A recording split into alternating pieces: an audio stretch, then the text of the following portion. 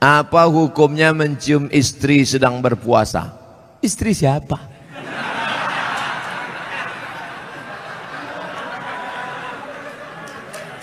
Kalau istri engkau yang kau cium maka tak batal. Dalilnya Nabi mencium Aisyah. Tapi kalau dia ihtiyat, hati-hati, takut dia tak bisa mengendalikan hawa nafsunya seperti Nabi Muhammad SAW, maka dia ihtiyat, dijaganya.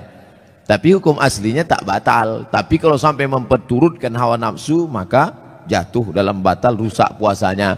Man lam yada imsakun nafsi, menahan diri, anil mahzurati, dari semua yang terlarang, min tulu'il fajri, dari terbit fajar, ila ghurubi syamsi, sampai tenggelam matahari. Itu definisi puasa. Kalau adakah dalil yang menjelaskan tentang tahlilan?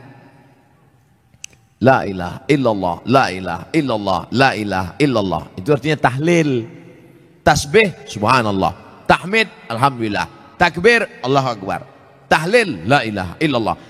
Man halala, siapa yang mengucapkan tahlil, summa ahda sawabahu ilal mayyit, kemudian tahlil itu dihadiahkannya kepada si mayit, orang mati, yantafi'u bihi, pahalanya sampai dan orang mati itu dapat manfaat. Begitu kata Imam Ibnu Taimiyah dalam kitab Majmu' Fatwa Ibnu Taimiyah.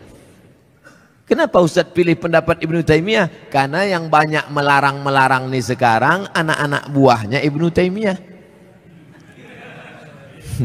Paham? Padahal Imam Ibnu Taimiyah dalam Majmu' Fatawa mengatakan siapa yang mengucapkan tahlil dihadiahkannya pahalanya pada yang meninggal sampai.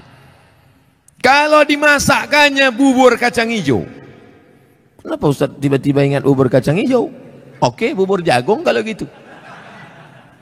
Lalu kemudian dihadiahkannya pahalanya untuk almarhum. Sampai apa tak sampai? Sampai. Mana dalilnya? Mana? Kata Sa'ad, ummi matat, makku mati. Afa atasaddaqu anha, kalau aku bersedekah pahalanya sampai tak untuk emakku? Kata Nabi, tasaddaq, sampai. Sedekah engkau, sedekah. Ayu sadaqatu afdal, apa sedekah yang paling afdal? Kata Nabi, saqyul ma', sedekah yang paling afdal mengasih air minum. Kalau air minum saja sampai, apalagi gulai baung. Artinya sedekah sampai, sedekah sampai, tahlil sampai. Apa lagi? Bacaan Quran.